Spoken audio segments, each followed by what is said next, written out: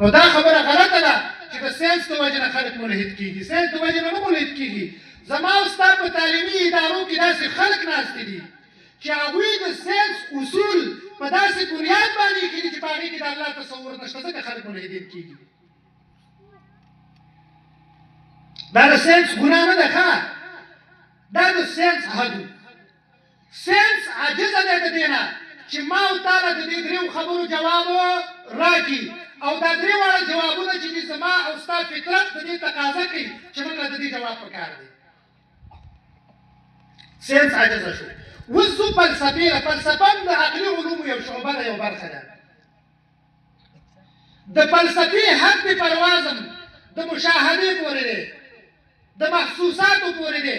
البته په فلسفه کې یوه شعبه ده چې هغې ته ویل کېږي مابعد الطبعیات شعبه. د دغه شعبې والا د مذهب سره ټکر وایي. ساینس خو عاجزه شو، تسلیم شوی چې زما د مذهب سره ټکراو نشته. فلسفه کې یوه شعبه ده چې هغه د مذهب سره ټکر خوري، او په هغه شعبه کې 4 نظریې دي. یوې ته ویل کېږي ثانویه، بل ته ویل کېږي تصوریه، بل ته ویل کېږي مادیه، بل ته ویل کېږي ارتیابیه. دا 4 نظریې دي. په دغه 4 نظریو کې تصوریو کې د الله د وجود تصور شته، په ثانویو کې د الله د وجود تصور شته. هغوی وایي چې کوم صفات حیاتیه دي د دې خالق الله رب العزت دی.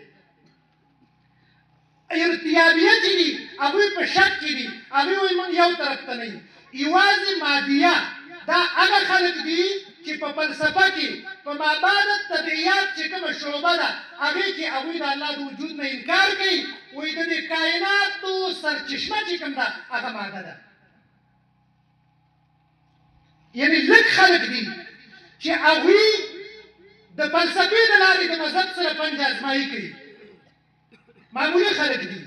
خو دلته دا اوږد بحث دی چې دا ماده څه شی دی. د مادې په خپله باندې حقیقت نشته دی. ما او تا ته چې بار څومره کائنات کې هر څه ښکاري، علما لیکي وایي دا صفات دي. صفات قایم بالغیر وي، دا ماده نه ده. نو لهذا فلسفه چې کوم ده هغه هم دا وایي چې زما د مذهب سره کار نشته، علاوه د دې یوې شعبې نه. نو ساینس او فلسفه هغه دواړه موږ له د دې خبرې جواب نشي راکولی چې دا دنیا څنګه پیدا شوې ده او دنیا به څنګه ختمیږي او زما د ژوند مقصد څه شی دی. نو کله چې ساینس او فلسفه عقل دا د منځه لاړ، وحي پاتې شوله. وحي پاتې شوله، مذهب پاتې شو. د دې درې واړو سوالونو جواب اوس موږ له مذهب راکوي.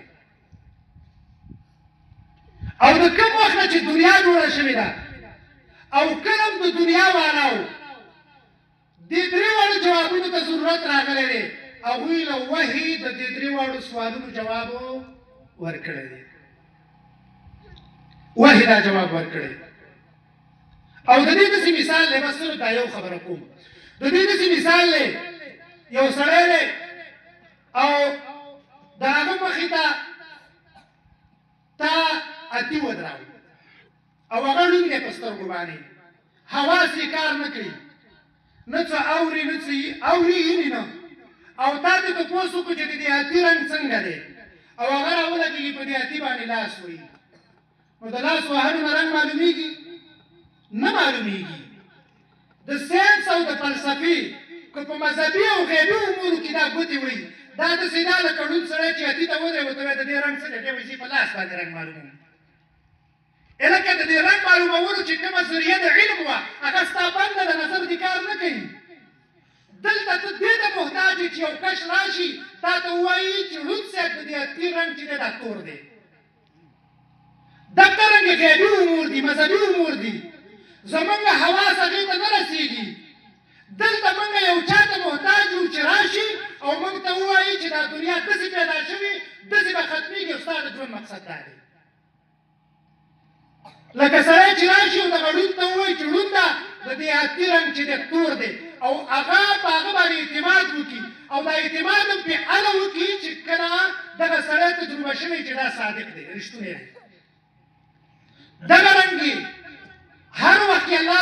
عزت د دې سوالونو د جوابونو دپاره پیغمبران رالیږلي دي وحي راغلی ده د وحي په ذریعه باندې چې کوم دی نو دغه غیبي امور څه شوي دي ورونو معلوم شوي دي نو دا خبره کول چې ساینس او فلسفې د مذهب بیخ او بنیاد ویستو دا خبره مکمل غلطه ده د ساینس او د فلسفې میدان د مشاهدې او د تجربې میدان دی ساینس او فلسفه چې په کوم ځای باندې ختمېږي د هغه ځای نه وروسته مذهب شروع کېږي نو ډېر خلک د ساینس د وجې نه ملحدین شروع خو هغه هم د ساینس د وجې نه نه دي بلکې د ساینس تعلیم هغوی ته داسې خلکو ورکړو لیبرالانو ورکړو چې هغوی ته خپله فایده واخیستله او دا خلک یې د مذهب نه خلاص کړل او فلسفه هم په خپله باندې د مذهب سره ټکراو نه لري خو داسې خلکو د جدید فلسفې بنیاد کېښودو چې هغه بنیاد په دې باندې ولاړ و چې هغې کې د الله رب العزت تصور نه و نو یو زمونږ په معاشره کې زیاتره خلک چې د مذهب نه بېزاره کېږي هغه د عقل د وجې نه و یاره زما عقل دا خبره نه مني یاره زما عقل دا مني چې دا دنیا چې کوم ده نو دا وایي دا یو لږ زیاته راغونډه شوې وه بیا یو دماکه وشوله وایي دا پراخه شوله هلکه تا ته څه پته ولګېدله د علم ذریعه خو یا عقل و د عقل مدار په مشاهده باندې و یا وحي وه عقل خو دلته عاجزه دی عقل دې ته رسایي نه کېږي چې هغه دا معلوم کړي چې دا دنیا چې کوم دی نو دا یو ګیر و بیا دماکه وشوله دا پراخه شوله دا د جدید ساینس نظریات دي او چې کوم قدیم ساینس دی هغه هېڅکله د مذهب سره ټکر نه خوري دویم نمبر اخري خبره زمونږ معاشره کې ډېر خلک د خواهش پرستۍ د وجې نه چې کوم دی ملحدین شو د مذهب نه بېزاره شو لکه د هغه خواهش یو ګناه غواړي خو د مذهب نه یېرېږي و یاره راشه د دې مذهب نه پکې لاس وینځه د مذهب نه پې ورتېر شي ژوند پرست شي او د هغې وجې نه مذهب پرېږدي څومره لیبرالان چې دي زمونږ او ستاسو د دې دور څومره سیکولران چې دي څومره هغه متشدده قام پرستان چې دي هغوی صرف او صرف د خواهش پرستۍ د وجې نه مذهب پرېښی دی او بیا چې لا ملا دې ژوند پرسته شي ملا صاحب چې ژوند پرسته شي د ژوند پرستانو یو ټولنه ده زمونږ په دې معاشره کې مفکوره ورته ویلی کېږي مفکوره د هلکان یې پېژني هغې کې ټول هغه خلک راجمع شوي دي چې هغوی د خواهش پرستۍ د وجې نه مذهب پرېښی دی اوس غضب دا دی زمونږ مولان نه دي مولان د مفکورې مجلس نه ځي دې وخت کې به خفه شي موږ به د سکولي نه د کالجي نه د یو عام سړي نه څه ګیله وکړو چې خلک ورته مفتي صاحب هم وایي مولوي صاحب هم ورته وایي او د مفکورې مجلس نه ځي نو ده ته مفتي صاحب ویل ګناه نه ده او بیا دا لیبرالان څه وایي خبرې دا چا چې د خواهش پرستۍ د وجې نه مذهب پرېښی وایي یاره دا ملا دی ښه ملا وایي دا دی چې مجلس نه هم ځي او اتڼ نه هم ځي او ګډېږي به او غزل هم جوړوي او سندرې هم جوړوي او لیلا لره شوه لیلا بره شوله او رباب مې کته شو او رباب مې بره شو او چمبه مې ماته شوله مفتي صاحب ورته وایي مفتي صاحب او بیا چې دی نو مفتي صاحب د مفکورې په مجلس کې ناست دا هغه خلک دي چا چې د خواهش پرستۍ د وجې نه مذهب پرېښی دی نو حاصل او خلاصه ورونو زما د خبرو دا ده که یو سړی د عقل په بنیاد باندې وایي چې مذهب پرېږدم دا خبره هم غلطه ده تا سره چې مذهب نه وي نو ستا عقل چې په کوم ځای باندې ودرېږي مذهب د هغه ځای نه شروع کېږي ستا فطرت د دې درې سوالونو جواب ستا نه غواړي چې دنیا څنګه پیدا شوې ده زما د ژوند مقصد څه دی زه الله دومره اشرف المخلوقات پیدا کړی یم صرف و اتڼ یې پیدا کړی یم چې اتڼ به کومه صرف د مفکورې مجلس یې پیدا کړی یم یا صرف و دې یې پیدا کړی یم چې جازونه او ټینکونه جوړ کړم نه انسان ته اشرف المخلوقات ستا یو مقصد هم دی او هغه مقصد هم ستا اشرف دی او هغه اشرف مقصد ستا دا دی چې ته د الله رب العزت رضا حاصله کړي نو ستا فطرت ستا نه د دې درې سوالونو جوابونه غواړي او عقل تسلیم شو چې زه د دې جواب نشم ورکولی ساینس وایي زه هم نشم ورکولی فلسفه وایي زه هم نشم ورکولی. اوس د دې سوال جواب پکار دی، دا به د کوم ځای نه راځي؟ دا به د وحي په ذریعې سره راځي، دا به د اسمان نه راځي، دا به د یو چا په واسطه باندې راځي. تا ته به ښایي چې دا دنیا څنګه پیدا شوې ده، دنیا به څنګه ختمېږي، او په دې دنیا کې ستا د ژوند مقصد څه دی. ورونو، نن الحمدلله دا مدارس چې آباد دي، دا جماعتونه چې آباد دي، نن چې دې مدارسو جماعتونو کې ستاسو بچو له کوم تعلیم ورکول کېږي، دا د مذهب تعلیم دی. ولاکه دا مدرسې موږ پرېښودلې او د دې مدرسو سره موږ تعلق پرېښودو، دې مدرسو ته موږ خپل بچي ونه لېږلو. را روان وخت کې به زما استاد دا بچي ما تا ته په کور کې ګډېږي او ما ته به ته څه نه شي. اوس خو بار ګډېږي، اوس بار ګډېږي. او که تا وویلې چې لکه ته خو مسلمان یې، پښتون یې، دا کار مه کوه لکه، ځکه د پښتون هم خلاف کار دی، د اسلام هم خلاف کار دی. که ځان ته پښتون وایې د پښتو خلاف دی، که ځان ته مسلمان وایې د مسلمانۍ خلاف دی. نو بیا به تا پسې لګېږي و یاره دا قدامت پسند دي، یاره دې دنیا سره چلېدل پکار دي. دوی اوس هم زړې خبرې کوي، 800 کاله او 600 کاله مخکې.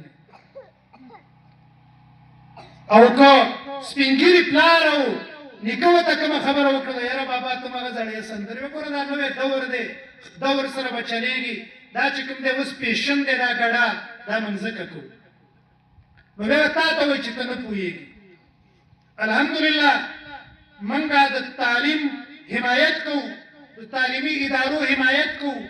موږ وایو چې زموږ بچي څنګه دیني زده کړې وکړي، دغه رنګې د عصري زده کړې وکړي، ډاکټر دې جوړ شي، انجینیر دې جوړ شي، ساینسدان دې جوړ شي، خو پښتو دې نه پرېږدي، خپل کلتور دې نه پرېږدي، خپل مذهب دې نه پرېږدي. بس که د دې مدرسې سره تعلق نه و او یوازې د تعلیمي ادارې سره تعلق و، نو زما ورونو ډېر کم خلک دي چې هغه به بچ کېږي. ګینې نن زموږ په تعلیمي ادارو کې چې دی په د داسې خلکو د طرف نه زموږ او ستاسو بچو ته تعلیم میلاویږي چې هغې ستا بچي له دا فکر جوړوي چې یاره هر څه چې دي په دې ماده کې دي او هر څه په دې یوازې په دې دنیا کې دي. یعنې موږ خلاف نه یو، ښه خبره ده.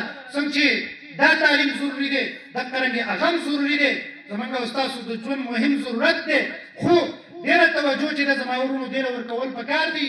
نن سبا د فتنو دور دی، زما او ستا ایمان، زما او ستا دین، پښتو، غیرت، مذهب، دا چې بچ کېږي دا به د دې ځایونو نه بچ کېږي او دا به هله بچ کېږي چې کله موږ او تاسو د دې ځایونو سره تعلق وساتو. واخر دعوانا